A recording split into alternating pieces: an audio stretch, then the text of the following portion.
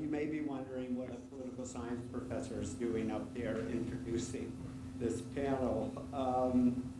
Not a bad question, but that is, in a way, I think, the point. Music is for everyone. And that certainly includes classical music. Whether or not you know anything about the technical side, which I certainly do not. I enjoy it as often as I can. And unlike popular music, I think classical music can illuminate expanses and depths in the soul that one is barely aware of. Because I dressed up for the occasion, I've earned the right to tell a story. One day in class, we were discussing the cultural distinction between the music of an aristocratic culture, which he says appeals to the spirit, and the music of a democratic culture, which appeals to the body. My students, with some embarrassment, understood perfectly well the body side of that, but they were somewhat mystified by the alternative. So I suggested to them a piece of music that they should go into a quiet place and listen to. And I suggested also that if they do that, they might understand Tocqueville's point. It was a couple days later that into my office came, or I guess maybe I should say barged, because he was a very large boy, with a southern accent I will not be able to imitate. And he said, Professor Whirls, I listened to that piece of music, and I must tell you, you changed my life. And I did nothing of the sort. Gregorio Allegri is the person who changed his life, as he changed mine, and many others changed mine. So that said, my introduction of our guests will be ridiculously brief, because we want to hear from them. Michael Stern is the music director, lead conductor for the Kansas City Symphony, and the founding music director of our own Iris Orchestra. Andrew Balio, at the end there, is the principal trumpet for the Baltimore Symphony Orchestra and has held that position with many, many other orchestras. He and his wife, Laura, also are the founders of the Future Symphony Institute, about which we will be hearing more today. Midori, well, to say that she is an internationally renowned and acclaimed solo violinist would be accurate, but woefully inadequate if I started listing her recordings and honors and accomplishments both in music and in academic life. We would have no time for anything else. So to all, welcome to our campus.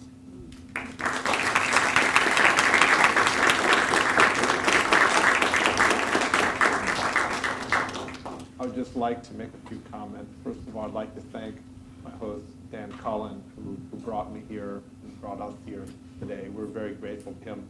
And what became very evident about Rhodes College is that I note that the mission of Rhodes College is to translate academic study, academic learning into action and compassionate knowledge for other communities. And that's what we'll be talking about today. So there's a perfect overlap with our missions, because these two remarkable musicians that I'm with, I can't tell you how excited I am to be able to speak to them at length this afternoon. So I named this talk The Future of Classical Music because if you ever meet a classical musician, you will know that they're worried about the future of this art form. It's important to first understand that it's not because classical music is fading, but because the world, at least the part that we can see, is changing beyond recognition. Orchestras are sprouting up all over the world in places we would have previously never expected. China's building concert halls everywhere to satisfy its 60 million classical music fans. Qatar built an opera house as there was even one out in the middle of the Amazon, thanks to lumber barons a century ago. Every state in Mexico now has its own youth orchestra, as this incredible art form built on beauty and human cooperation has been enlisted to save young minds and souls in impoverished places around the world. iTunes tells us that billions of classical downloads are among the greatest space hog in the music memory space in our devices. It would seem that classical music is indeed loved in an increasingly unloving world. Even Hollywood supports the intrinsic meaning behind classical music by using its fabric to give depth of feeling to our movies. So classical music, in many ways, equals deep. I'm, however, ever confounded by Hollywood's persistent use of classical music whenever it introduces evil villains, by showing them listening to classical music at home when they're plotting their diabolical acts or power grabs or even a murder. Have you noticed that? Yeah, we have to fix that. But there are fewer people buying tickets to our top orchestras in many places. Really, since the beginning of this whole classical music venture, the symphony orchestra, which we usually attribute to Beethoven, people have been talking about the end of classical music. So, the residents of Memphis would probably know about this plight of classical music because watching the Memphis Symphony and its own struggles, and a struggle that's mirrored in communities around the whole country. So this is a really good place to be talking about this. As we speak, the orchestra members of the Chicago Lyric Opera are walking the picket line on strike after being told by its financially hawkish board they have to take more pay cuts to weather the coming decline in audiences. So as they say in China, we live in interesting times. If we don't, I do believe that because of the massive unprecedented changes in our world, especially the political ideas that have taken wings because of the internet, classical music should be regarded as an endangered species. So in this respect, the classical music is singing the blues. So I think that frames our discussion. So the reason why I was so excited to have both these people to talk about this is Michael is a real rarity in our music business. He is what I would call a builder. He builds relationships between lots of people and is able to galvanize extraordinary support for his ensembles. And he even built his own ensemble here, the Iris Orchestra. And he achieved a miracle by galvanizing the people of Kansas City around its orchestra, that for as long as I'd been a musician, they just were having one trouble after another until it actually closed its doors temporarily. So Michael has built tremendous things in Kansas City. It's an unrecognizable orchestra now. It's really going contrary to all the conventional wisdom of the classical music business. Midori has done remarkable things in that she was at the very top of the business. I think you were 15 or 16 when you played the Serenade with the Boston Symphony. It was quite an event. I was a student watching all this going on, and it was your debut with the Boston Symphony. Yeah, your debut with the Boston Symphony, of all playing Bernstein's Serenade, based on Plato's Symposium, and her string broke, and so she quickly took another violin from a member of the orchestra, and then the string on that one broke. So she went through 3 violins in one piece, and she played flawlessly through the whole time. We all sat there with our jaws on the ground. We just couldn't believe what we had not only heard but saw. So there's what all 3 of us have in common is that we were performers. I sit at the back of the orchestra. I'm a trumpet player in orchestras, but so you probably won't see me, but I will say that I make far more sound than either of them put together. So I'm the loud one here. And but so Midori has gone on to have a secondary vocation, which is she's found a number of really important institutions that brings classical music to very unusual places all around the world. Particularly, one that comes to mind is the one that goes all over Asia. And her mission has been to bring classical music to communities that just don't get to see it much. So with that, I'd like to talk to you about what you've been thinking about with your work and what you your mission with your. Maybe you could tell us a little bit about what you do when you're not playing the violin and going around the world with these other groups. Well, I've always enjoyed doing things for the community and to bring people together through music. And it was a very natural outcome, I think, of a combination of family background, education, my experiences, that I wanted to really start an organization when this was back in the early 90s, that would bring back music education into the schools, particularly in the inner city areas of New York City. I was living in New York at that time. I grew up in New York City. And so my first organization really came out of this desire to connect the community, to be a part of the community. And because music and being a musician was what I did as my career, I wanted to connect them and to bring the joys of music and opportunities to learn about music, not just classical music, but music in general, to children in New York City.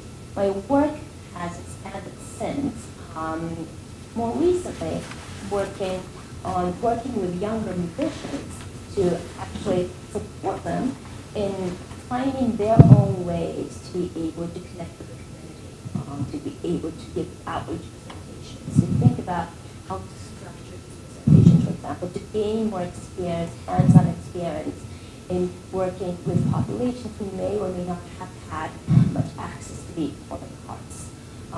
There's a large part of my work going into working with younger musicians and training them.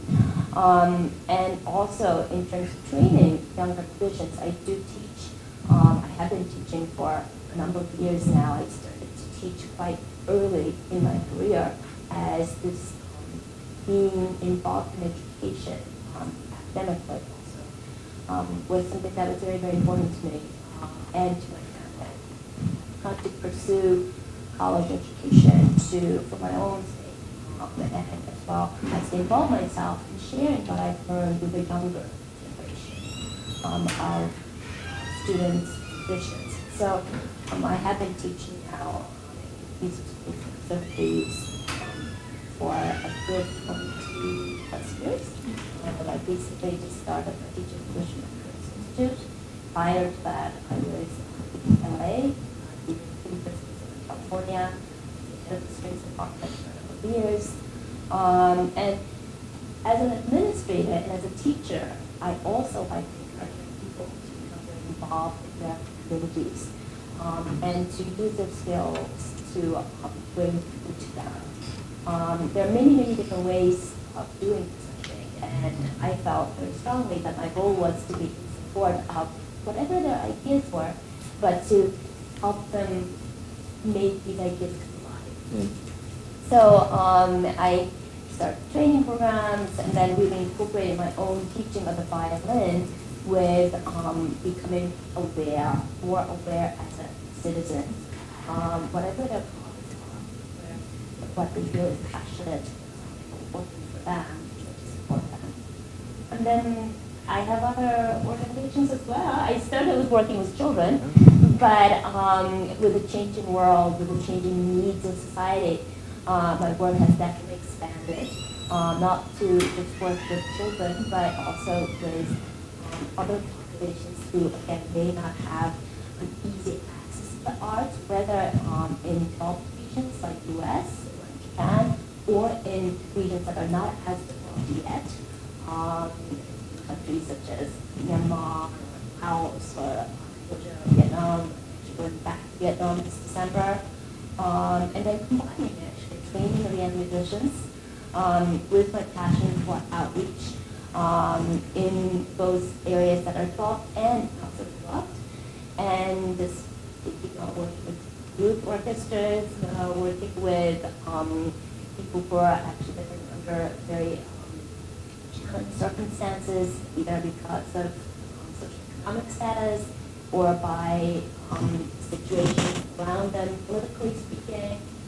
So, yeah, that's sort of something else. I get such a strong sense of service from what you're talking about when you describe your life and how she really had the most incredible career right off the bat in life, yet you didn't necessarily take the easy road. You could have just shown up forever playing the violin, but you really have, that you've not only become a teacher and allowed so many youngsters to have access to you, which is in the classical music, getting access to the very top musicians in the business is very difficult because there's only so many hours in a day. And so that's it's really, it's amazing how you've managed to take your ideas and make them take root in other people, that to collaborate. Usually soloists aren't people who are really big on collaboration. They tend to be people who are more solitary and they play their thing and the rest of us follow. But it's remarkable how you took a very unexpected path. I think it was a very natural outcome, again, of my own experiences. I had wonderful mentors. I had family background that actually, family members were, I guess now we would call it outreach. Right. Doctors, physicians were really trying to connect with the community. And they were not musicians, but they were working with the community, and it just felt very natural for me to do it with my profession, with my career, which was music. Then also I was growing up in the 80s and the 90s where I had wonderful musician mentors, artist mentors who were very involved in Bernstein, and really showed me hands-on what this meant. And that was very, very important for me. Be able to go on to some of the activities and some of the events, some of the causes that they were supporting, and to see them in action, to observe them. Of course, I was a recipient of the causes as well, but not directly take lessons or not always just playing for them, but just observing them work with my peers, young musicians, and how, of course, I was inspired myself from taking lessons, playing for them, but also seeing how my friends were inspired, how it affected them. Was a very important, I think, part of my experience. That's, now, Michael, yes, Mike, didn't catch you off guard. Tell us about, after your training, when you entered into being a conductor, when did you first realize that being a conductor is more than just waving a stick around and trying to get us trying to get us to follow you? I mean, it's because you've done so many remarkable things. You're just such a I really your world is so unique. What you've done with yourself. I don't know. I'm going to push back on that a little bit. I don't know that my world is so unique, and I don't know. I mean, we can talk about my path and my development. I don't know that that's so interesting for the purposes of this talk. Although, I was a violinist from a very early age. In fact, we shared a teacher for a while. Midori studied famously with Dorothy DeLay. She was my teacher in pre-college, Juilliard pre-college. And I played all the way through college, and then I started playing when I was 3 or 4 years old, and then I gave up music and studied conducting. But I think the role of a conductor is very different than that of any other musical performer who actually makes sound. Because right off the bat, by definition, you are an organizer. I mean, everybody has to make rhythmic choices, phrasing choices. You have to deal with intonation, direction of the phrase and so forth.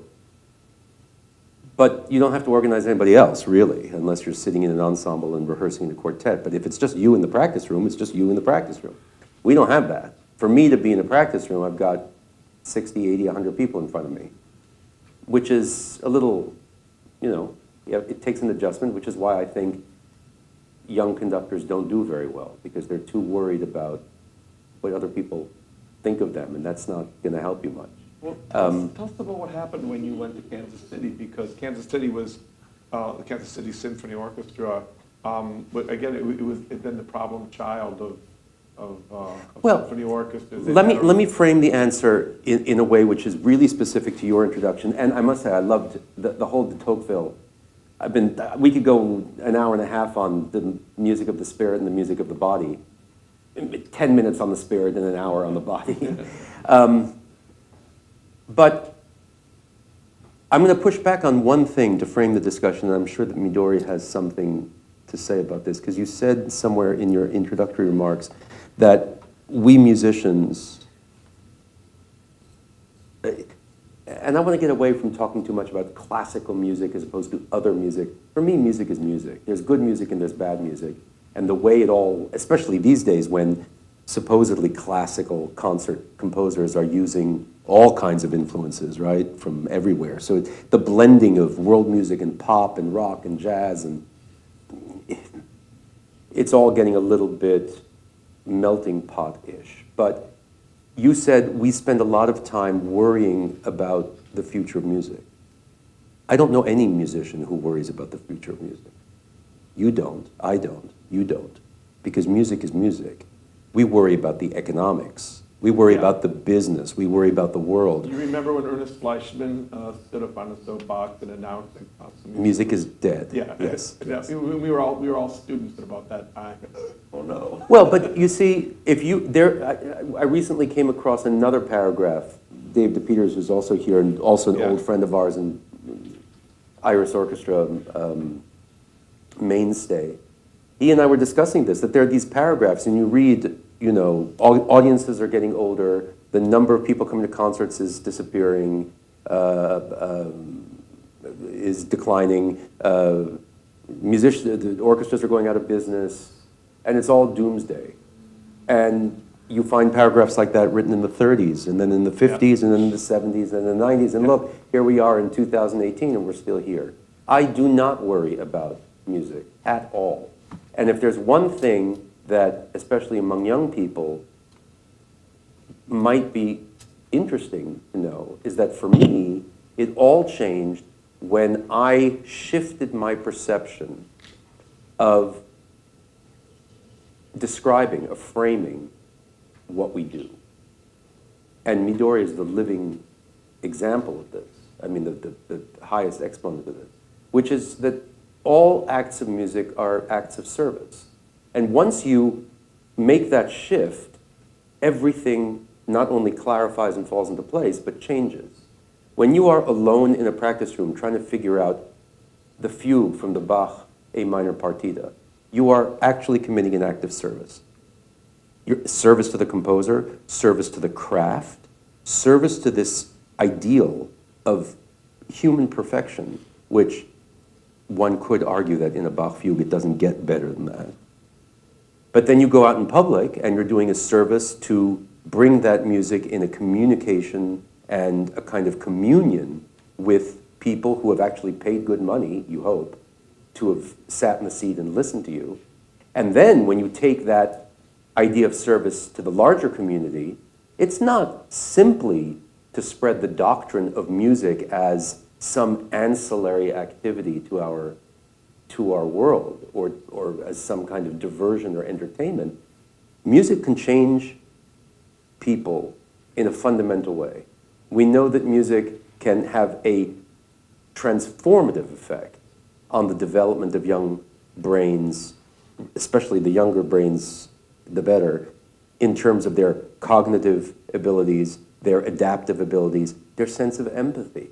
I mean, what does it mean to make music? Making music is listening. Making music is breathing together. Making music is sharing. And making music is trying to adapt to something that's coming at you that you cannot control and may be different from what you expect, and still finding a way to go with it. Now, if that was a prescriptive that politicians could follow, we would be in a better shape. No, I'm serious. Think about it. There is nothing that is not embedded in the act of creating and recreating music that is not intimately tied to our humanity. And that's where it starts. And what are we supposed to be doing as people? We're supposed to be serving each other. So every time you pick up an instrument or you're using your voice to sing, if you happen to be vocalists, you're expressing yourself in a language and a voice that nobody can touch and take away from you, ever. And that's one of the great reasons why you want all young people to play music, to study music, because it empowers them in a way which is really, that is unique. That is a voice that they will, it doesn't matter a bit if they become professional musicians or not. But it's all about giving them the empowerment to express themselves in the world and for giving them, for the rest of their lives, the awareness that their voice matters. Well, this is a perfect segue to my next question for you. So when I was growing up, well, when I was a teenager, I went to the movie theater and I saw this incredible documentary film called From Mao to Mozart. And it starred Michael's father, Isaac III. Starred. Yeah, but Michael was in this movie, and it was a documentary about his their trip to Maoist China. It was right after the Cultural Revolution, maybe 5 years after the Cultural It was Revolution. in 1979. Okay, that's maybe. And if you doubt what year it is, if you've seen a movie, you'll notice that my haircut screams 1979. Yeah, no, that's how you know. That's how you know what year it is. So, I wanted to ask you about your experiences there when you were talking about giving. You did the very things you were just now talking about. Did you find that was true for these people just come out of this horrific revolution where Western music had been vanquished, and then these people were bringing it back? There were a number of professors who kind of kept the flame of classical music going. Right. You know, Which means that it wasn't vanquished. well, It was not extinguished. Yes, It was forbidden for a long time. Very bloody period of their history, and these people were we say shell-shocked in a sense. And when just your father coming there, the other greatest violinist in the world, it was incredible. At least for me, watching this movie, that's what really ignited it cemented my love of classical music, that I was part of something far greater than myself. Right. And I thought maybe you could talk a little bit about the values that you think these. Well, I think Midori already made allusion to that, because she said growing up she was lucky. I was lucky enough to grow up sort of in the same circle. She's next. I'll get to her. No, but my point is that she already made this point with it, which is 100% true, that you are affected by the people around you, both real family and the communal family that surrounds you. And certainly my father was in the family. I mean, she was in the family, right? So you have these people who, just as a matter of course, they don't have to be prodded or coerced into saying, well, if you have this ability to give back something, you do it. It was a natural thing. Lenny also, Bernstein. The kind of, well, you stand up in the world. First of all, if you're given a bully pulpit, you should do something with it, hopefully in the right way rather than the wrong way. And secondly, if you can do it with love and do it with impact, then, in fact, it becomes a selfish act, because it's not that you want to self-aggrandize and do something. You are then more and more hungry for what you can get from that experience, from what you can learn from that experience. We went to China, of course, at a time where Westerners were not allowed in China. So for us, it was like going to the other end of the earth. And it was, really. I mean, there were no cars, and there was, people hadn't seen Westerners for a generation. And yes, Western music was basically absent and only starting to come back. But there were these pockets. First of all, there's this incredible pool of talent. There's talent everywhere. Young people are innately gifted all over the world. And in China, it was pent up for so long, and they have an incredible work ethic. Not unlike in Japan, not unlike in Korea, but in China it had all been sort of bottled up. And so what was fascinating was, and you see it, I mean, the development from 1979 to today in China is light years faster than I think could have been in any other country. I mean, Japan also, since the war, was an explosion. Yeah. And so, but in terms of my own personal experience, I think it was, I don't want to say it was sort of routine or expected, but it's what we grew up with. Because the idea that as an artist, you know, for a long time artists they would play gigs in homes and then eat in the kitchen, and they weren't allowed to socialize among the civilized set because they were the help, right? There came a point, and it was really a 20th century phenomenon, sort of growing into the turmoil of World War I, but with the rise of cultural identity as an emblematic expression of not only the individual, but also the larger sense of community. I mean, there was a bad flip side to the rise of nationalism in that. But more and more through the 20th century, the idea that the arts could stand up and artists could stand up and be advocates for change, that became more and more normalized. And certainly, as the first American person on the international stage to do that, Bernstein was the most loquacious, and he used television to do that. But from a very early age in my father's life, he was doing that, and that's the household that we grew up in. And in fact, my father was a really great teacher, I think, who never held a formal teaching position. But he touched a lot of people, and played with a lot of people, and guided a lot of people, and always had time for young people. And so the idea of being able to do that simply because of what you do and who you are, sort of, it seeps into the fabric of who you are, and you can't imagine, you're not saying, gee, isn't it great that I'm going to Myanmar? It's like, I'm so great because I'm going to Myanmar. It's like, isn't this great? We get a chance to go to Myanmar and we can do this, right? Yeah, it's like joining the army, see the world, being a musician. Well, there is that with better food, but it's also, you're using the army and, oh, this is going to be a great way, it's like a gateway to see the world. No, seeing the world or traveling, which is not what it's cracked up to be, is, it goes with the territory, but that's not why you do the work. That's not why you do the work, right? And One of the great perks, though, in encountering other cultures, the way our music that we think is exclusive to our culture, it actually registers on everyone wherever we go. I'm always amazed, during my years of touring.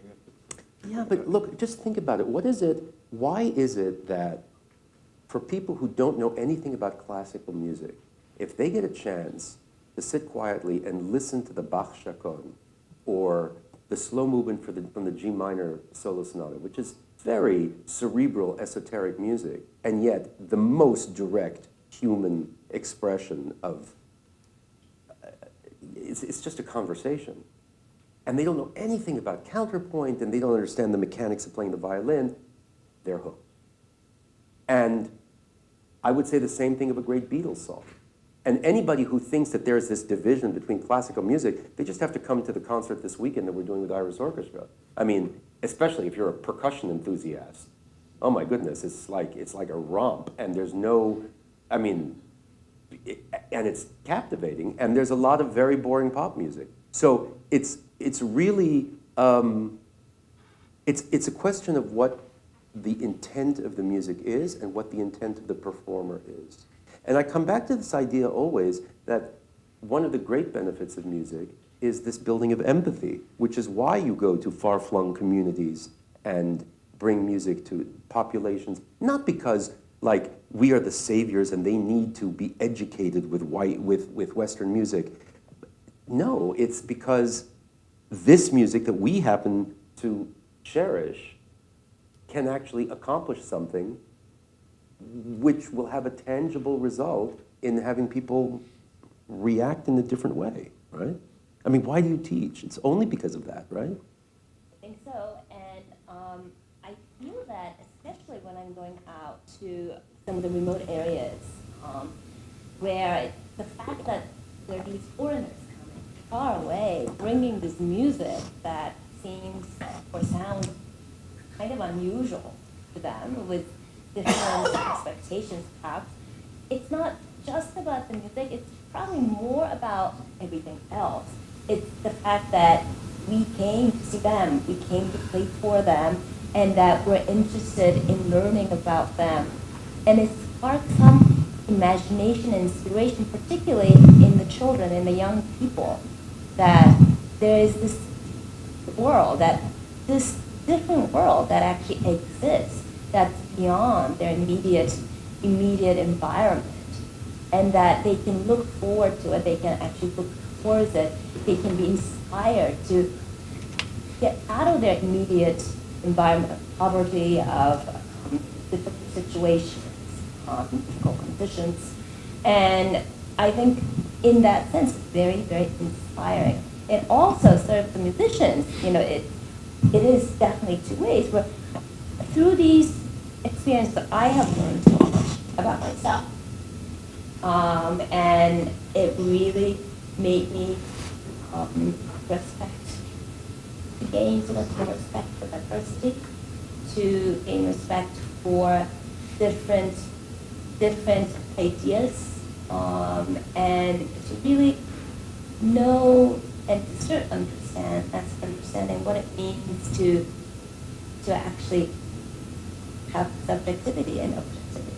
Right. Midori, I'm curious, because you've been an observer of your own culture in Japan, and you've been living here for a long time.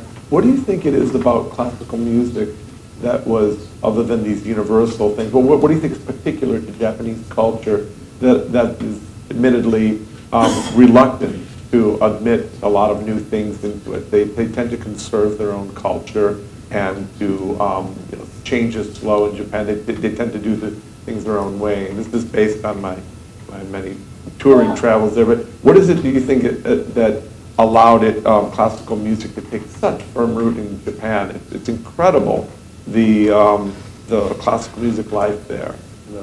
Well, when Japan opened up after a long period of being closed from foreign influences, they were, maybe this is too strong a word, but they were threatened by what they saw going on in some of the neighboring areas of China, or they also looked beyond to see what was going on in Europe, and saw the developments there, and saw the civilization, saw the industrialized nations, their power and abilities.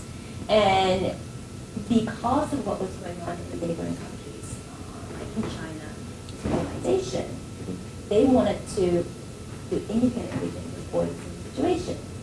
And so therefore, they looked up at these powers that seemed to be very, very successful, and embraced the evil that came from that direction. So that's when the Western culture really went into Japan, and that was taken up.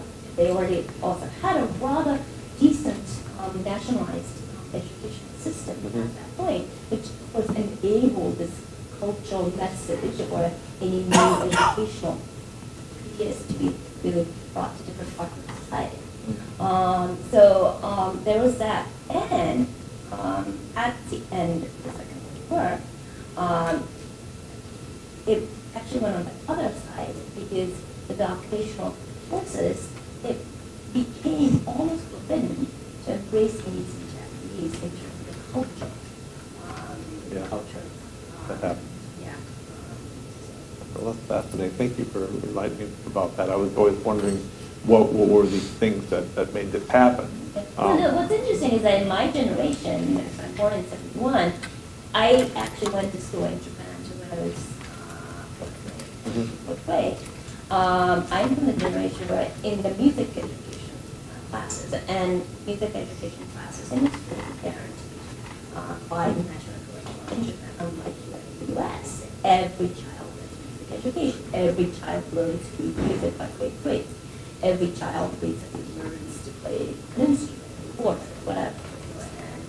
learning piano or piano lessons is a really popular after-school activity. And you've even blended Western classical and Japanese music in your ensemble that travels throughout Asia. Well, that's because... Tell me about that. Right. So I'm actually from the generation where I didn't get anything Japanese music. I mean, I didn't get anything. Okay. It was not part of my education. It was not mandated. The only thing that was mandated in the music education was Western classical music. So for most Japanese children, Mozart is actually much more popular than traditional Japanese composer. And in the recent years, actually the Japanese government changed the requirements of the music education curriculum and is now including some of the traditional music. And therefore, with that trend and that support from the government in my organization, we also started putting performance of Japanese traditional music in schools and to nursing homes. And so actually it's a new venture. It's something I'm learning as well. I'm fascinated. You know, if we're going to talk about the schools and you know, what you just said about the Japanese system and your work in the New York public school system, if we are really framing a conversation of substance around the future, there are two trends which seem to be opposite, which frame the conundrum that we have in this 21st century. That is the decline in musical literacy and the elimination from most people's thinking, especially school boards and politicians, that culture and the arts, and specifically music, is a necessary building block to any curriculum. That is a very worrying thing. But then you have the other side, which is the natural acceptance by almost every young person that I've come into contact with, graduating from a music school, a conservatory, or just studying music, that music should somehow be something else than winning a job in an orchestra or getting hired to play gigs or, you know, being in a band that gets hired and just getting a paycheck and making music happen. Because this idea, not too many years ago, I was on a similar panel with a different agenda at the Aspen Institute. And the question was put, and it was a very distinguished panel, and they seemed to have trouble with the answer. But I didn't think it was so difficult to answer because they said, well, how are you going to convince, you know, they were sort of mired in this idea that the New York Philharmonic of 1967 is classical music, or the Chicago Symphony of 1980 is, you know. And there are some very old people in those orchestras, there's no question about it, but there are also a lot of young people. And those young people, their worldview, their understanding, their expectation of their world and for themselves in the community is completely different. So here you have this downward trend of music education at the most common level, and this rising the rising level of activism and desire to perform service among the people who can really affect change in the world with music right now. Not that we are so old. I think we look fantastic. And we are young, but there is this whole generation, as you know,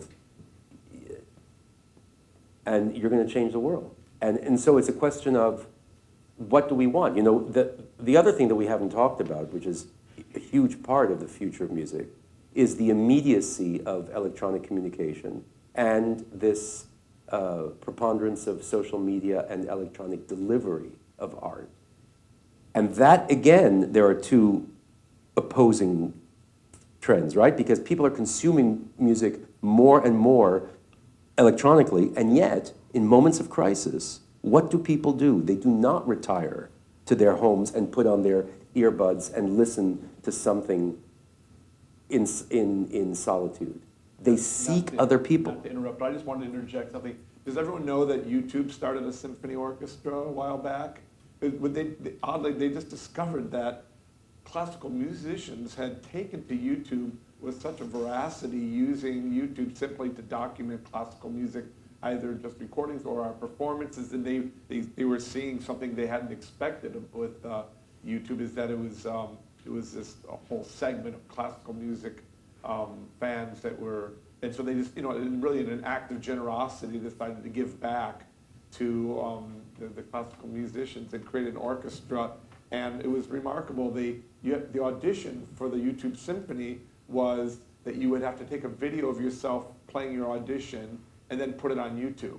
And then people would vote on it on YouTube or make comments, and then they brought a lot of distinguished judges from orchestras to finally pick this very interesting eclectic orchestra. They did some remarkable stuff with MTP. Right, in New York. Anyhow, But what I was talking about was this idea that when you are at most challenged, when you think about the earthquake in San Francisco, when you think about 9/11 in New York, when you think about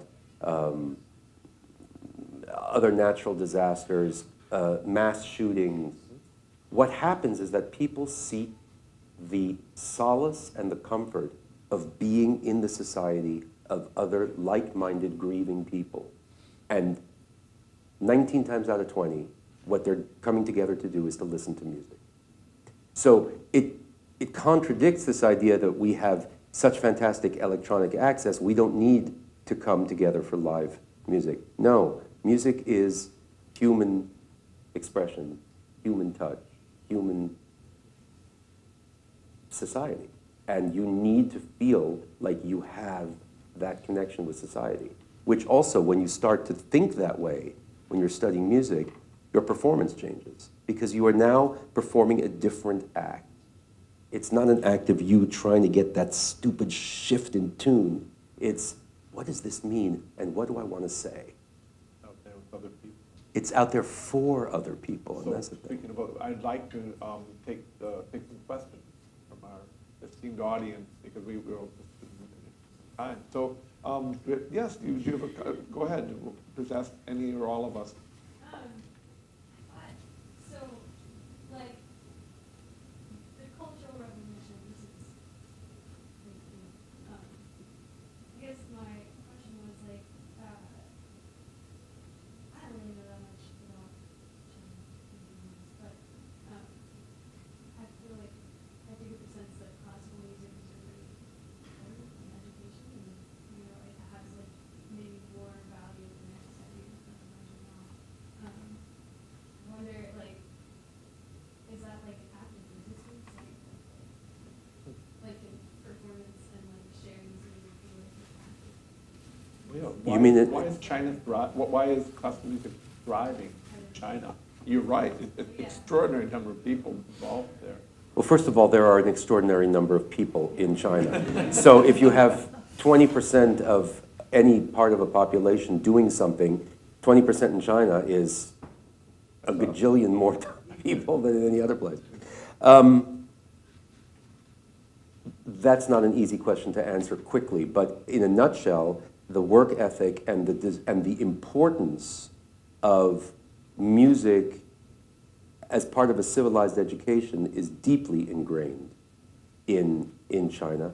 But, I mean, it was, as it was for Koreans and Japanese at a different time. It's just China was lagging behind politically.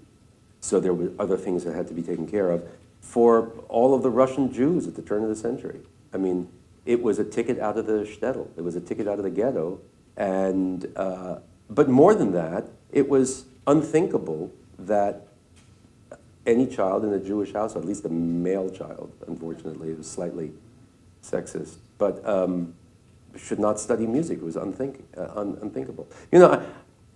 In every place that you've gone, I'm guessing, whether it's exposure to Western music or not, people make music.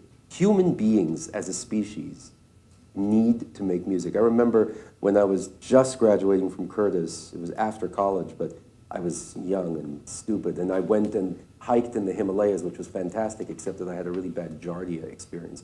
But we were on this trail in the middle of the mountains, in the middle of nowhere, and we would come to this hut where we were going to stay for the night. It was not particularly clean. Don't ask about the yak meat that they would hack for you. And I mean, it was just, but hanging on the wall was some kind of instrument, right? And they had 2 pots and a chicken in it, but they had something to make music. And in the evening, there's no electricity, they take down this thing and they play music. Human beings need to make music and they need to play music.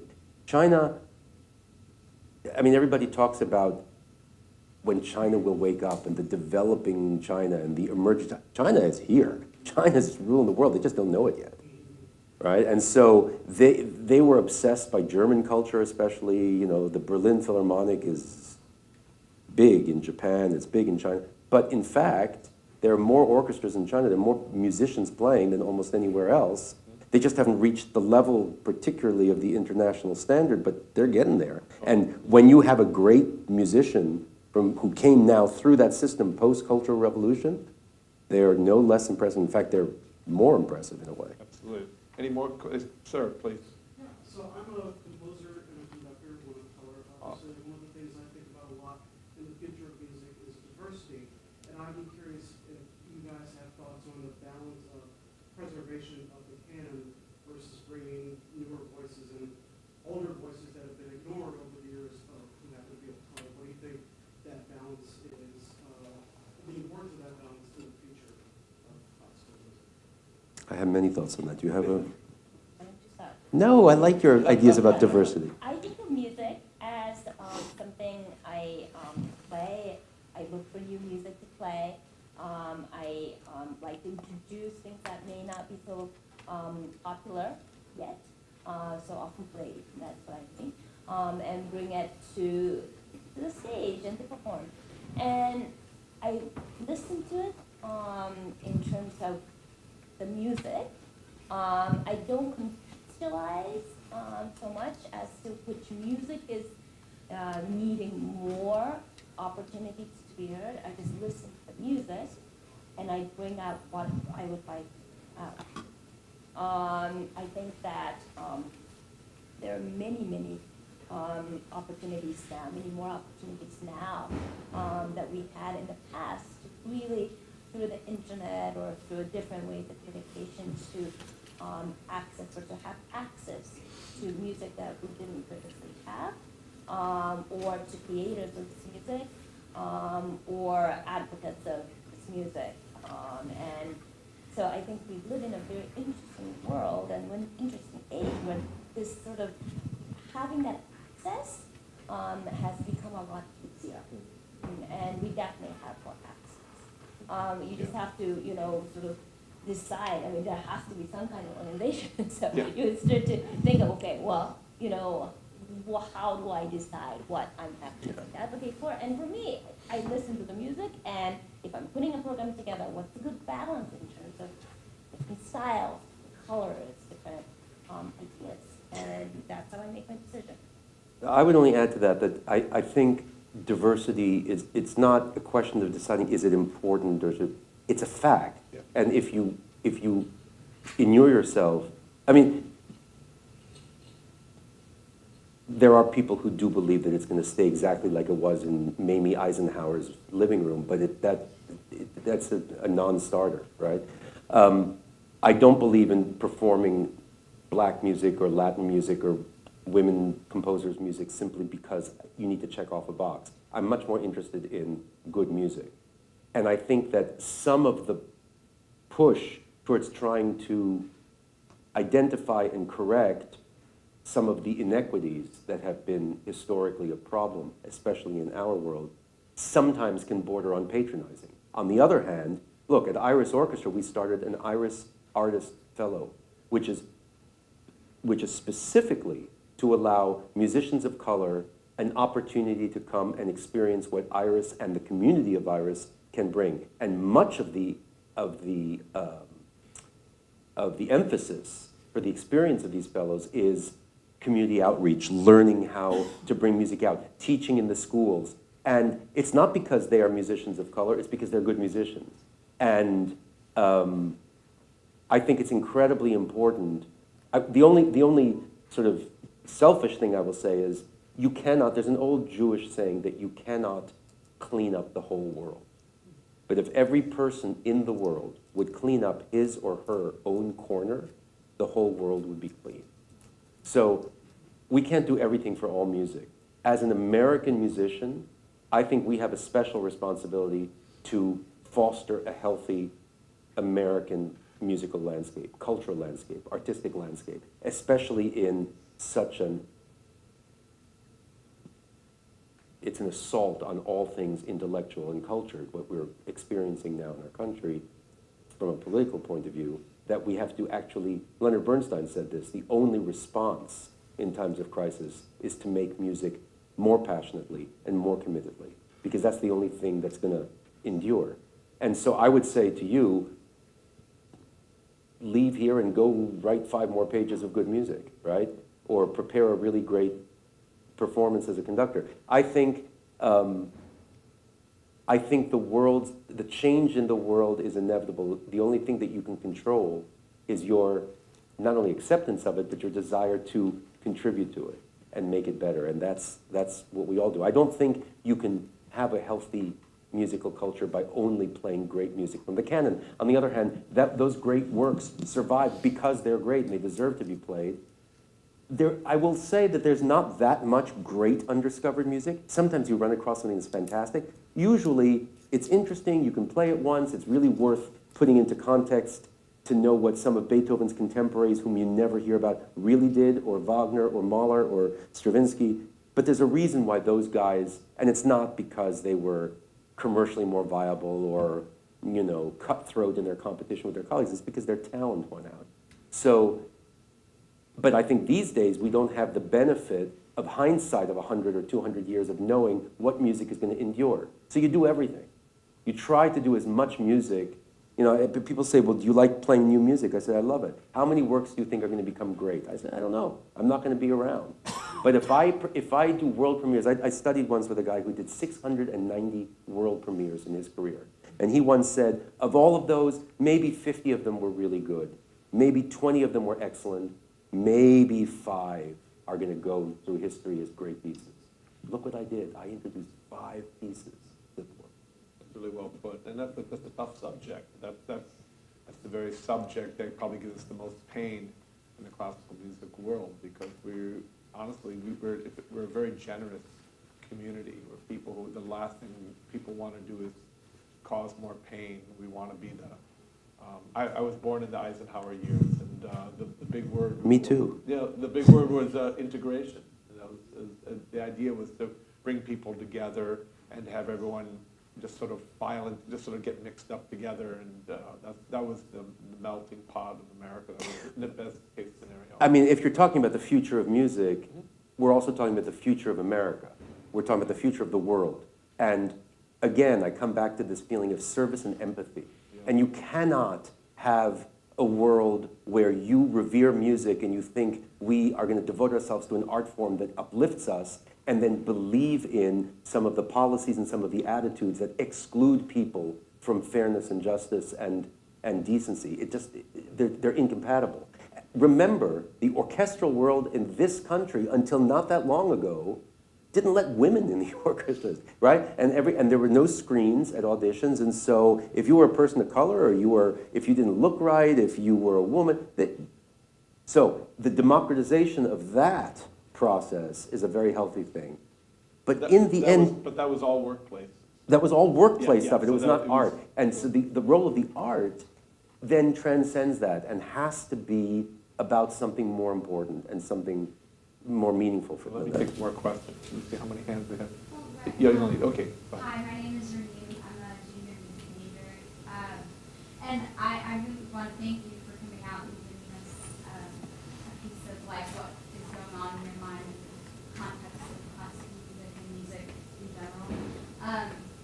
Actually, bouncing off of your point about just music and integration and all of that, you kind of threw around the term of like good music and bad music, and then earlier you kind of said human expression is music, music is a human expression, and whatever comes out of it is, an expression. So I'm wondering what you mean when you say good, and like how a human expresses themselves musically, because it could look like anything and sound like anything, and it could transcend the way that you kind of contextualize or set a standard for good,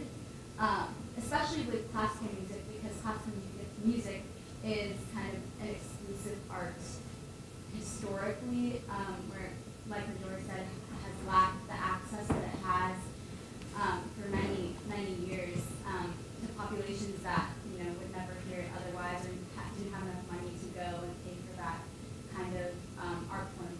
So I guess this is more of a comment, statement, question. It's kind of Fair enough. open-ended. I just was like problematizing good and bad. I see.